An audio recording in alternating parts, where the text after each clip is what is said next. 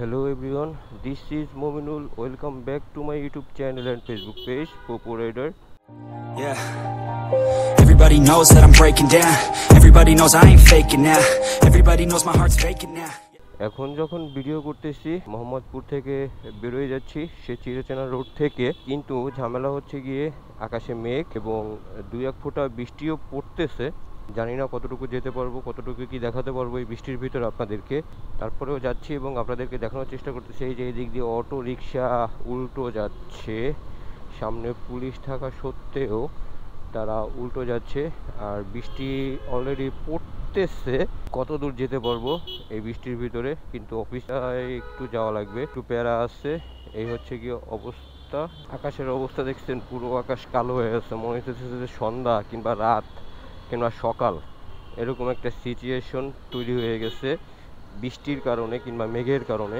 এদিকটা সামনে মনে হচ্ছে যে আবসা কুয়াশা পড়তেছে, কুয়াশা পড়ছে সামনে। ক্যামেরায় কতটুকু কি দেখা যাচ্ছে জানি না, কিন্তু এরকমটাই মনে হচ্ছে যে কুয়াশা পড়তেছে সামনে।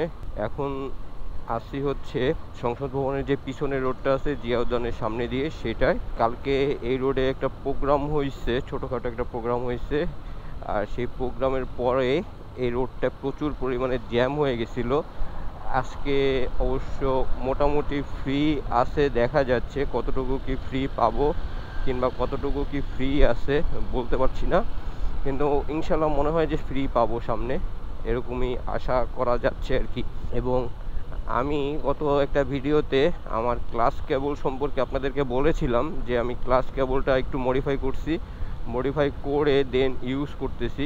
আমার এই ক্লাস কেবলটা মডিফাই করা অবস্থায় কতটুকু সিকিউর জানার জন্য একটা ভাইয়ার দোকানে গিয়েছিলাম।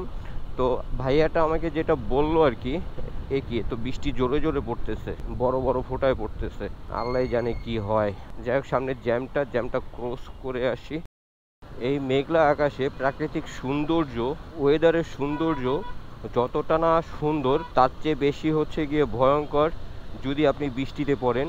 এই সব রোডে, ঢাকা শহরে বৃষ্টিতে পড়া মানে আপনি আপনি একেবারে ভিজে পুড়ে একাকার হয়ে যাবেন। ঢাকা শহরে বৃষ্টির অবস্থা, যদি বৃষ্টি নামে কট খেয়ে যাব।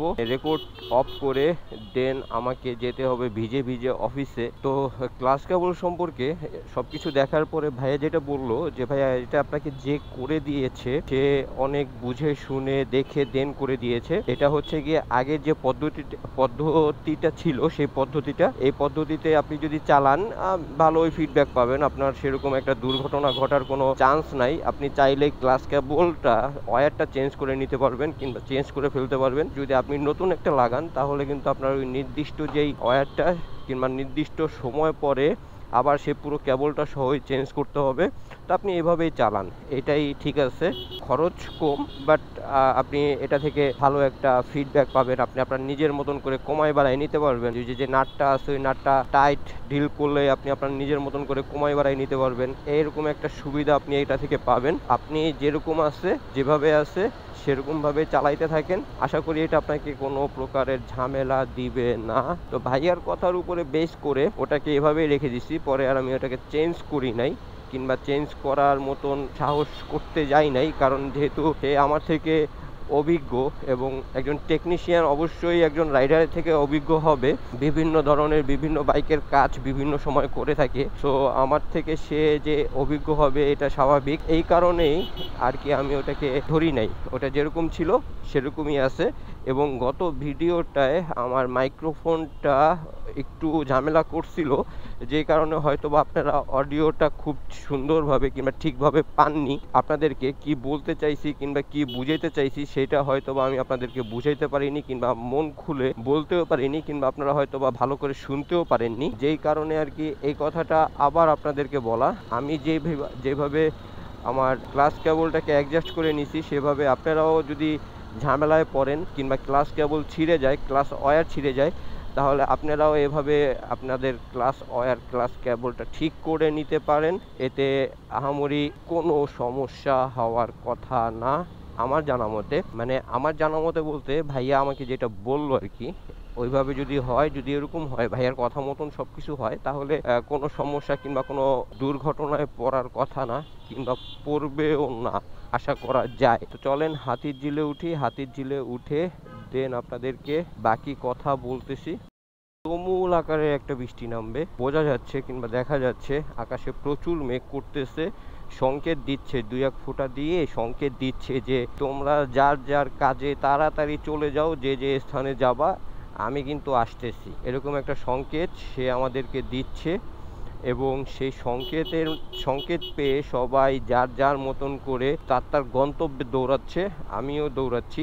এখন যখন আমি ভিডিও করতেছি আমি আছি হাতির ঝিল এরিয়াতে, যেটা আপনারা সবাই চিনেন, সবাই দেখেন, সবাই প্রত্যেক দিনই দেখেন আমার ভিডিওতে। আমার রোডটাকে সুইচ করব, কিন্তু এর থেকে ভালো জ্যাম ফ্রি রোড পাওয়াটা মুশকিল বলতে রোড আছে, হাতির ঝিলে ঢোকার অনেক রোডই আছে, কিন্তু এরকম জ্যাম ফ্রি একটা রোড পাওয়াটা কিন্তু খুবই মুশকিল।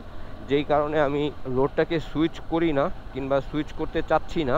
যদি অফিসে যাওয়ার সময় এরকম সময়, এই যে সময় সিচুয়েশনটা, এরকম সিচুয়েশন আমি যাচ্ছি, বৃষ্টি পড়তেছে টিপটিপ, এরকম সিচুয়েশনে যদি আমি জ্যামে পড়ি তাহলে আমি আশ্রয় নিব কোথায় সেইটা কিংবা সেই দিকটা চিন্তা করে আমি আর কি বিকল্প কোনো রোড দিয়ে যাই না।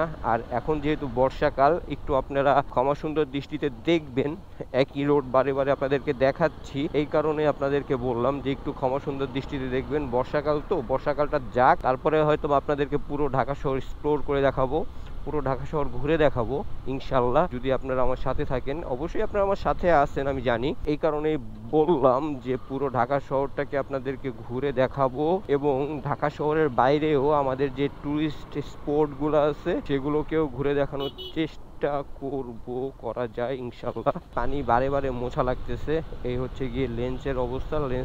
লেন্সে যদি বৃষ্টির পানি থাকে তাহলে কিন্তু ঝামেলা, সাপ ব্লার আসে। সো এই কারণে বৃষ্টির পানি বারে বারে মোছা লাগতেছে। ভাইয়া কাজটা করলো কি বুঝে পারে নাই যে এরকম কিছু একটা হয়ে যাবে, কিংবা এরকম কিছু একটা, এইটা একটু দেখে শুনে, আমরাও তো ক্রস করি, একটু দেখে শুনে ক্রস করলেই কিন্তু হয়ে যায়, এটা আর কি আহামরি এতটা টাফ না। এখন যখন ভিডিও করতেছি আছি পুলিশ প্লাজার সামনে, স্পিড ব্রেকার, এই যে জাম্পিং স্পিড ব্রেকারটা, এটা ক্রস করতেছি। এটা ক্রস করতে আমার কাছে ভালোই লাগে, এর আগেও আপনাদেরকে বলছি যে ক্রস করতে ভালোই লাগে এবং ভালো লাগছেও। আমি একটু টেনে বেরোয় যাওয়ার চেষ্টা করব, কারণ আকাশে অনেক মেঘ, এটা যদি নামে, কালো মেঘ জমেছে আকাশে, এখনই অথরে বৃষ্টি নামবে, এরকম একটা কট আমি খেয়ে যাব, আর বসে বসে গান গাইতে হবে। আবার সামনে সেই ভাঙ্গাচোরার জ্যাম, এটা পোয়াইতেই হবে, যে কদিন ওটাকে ঠিক না করা হবে, এটাকে ঠিক না করা পর্যন্ত আমাদের এভাবে ঠেলতে হবে গাড়ি ঘোড়া, না ঠেলার কোনো ওয়ে আমি দেখতেছি না। রামপুরা রোডের জ্যাম এই পর্যন্ত চলে আসছে, এই জ্যাম ঠেলে ঠেলে এখন আমাদের গুটি গুটি পায়ে আস্তে আস্তে আগাতে হবে, চাপনি দিয়ে, কিছু করার নাই। একটু যদি বড় ভাইয়ারা যারা আর কি আছে আমার ডান সাইডে, বড় ভাইয়ারা যদি কেউ দেখে আমার এই ভিডিও, তারা যদি আমাদের জন্য একটু 1 হাত পরিমাণের জায়গা ছেড়ে দেয়, তাহলে জাতি আপনাদের কাছে খুবই উপকৃত হয়। এটাই হচ্ছে গিয়ে আপনাদের কাছে আমার চাওয়া, কিংবা জাতির চাওয়া, কিংবা যত বাইকার্স আছে সবার চাওয়া। এই যে বড় ভাই একেবারে চাপাই রেখে দিছে, আমাদের একেবারে নাইমা যাওয়া লাগতেছে, কিছু করার নাই। বড় ভাই যদি একটু ডাইনে চাপাই রাখতো তাহলে কিন্তু এভাবে আমরা চলে যেতে পারতাম, চাপনি দিয়ে আস্তে করে, আমাদের এই জ্যামটা ঠেলা লাগতো না, এবং আমাদের কারণে ভাইদের যে কোনো প্রকারের ঝামেলা হবে সেটাও পোহাতে হতো না। কিন্তু এখন যদি কোনো একটা গাড়িতে ঘষা টসা লেগে যায় তাহলে পরবর্তীতে কি করা লাগবে, এখানে একটা ঝামেলা, একটা চিল্লাচিল্লি, একটা ঝগড়া, একটা দ্বন্দ্ব, একটা বিবাদের সৃষ্টি হবে। যাই হোক, এই দিকে আমরা না যাই, রাস্তায় অনেক জ্যাম, এই জ্যাম দেখাতে গেলে ভিডিও অনেক বড় হয়ে যাবে। আজকের ভিডিও থেকে এখানেই তাহলে বিদায় নেই। যদি ভিডিওতে কোনো কিছু ভালো লেগে থাকে তাহলে অবশ্যই লাইক, কমেন্ট, শেয়ার করে সাবস্ক্রাইব করে পোপোর সাথে থাকবেন এবং পোপোকে দেখতে থাকবেন। Tata, bye bye.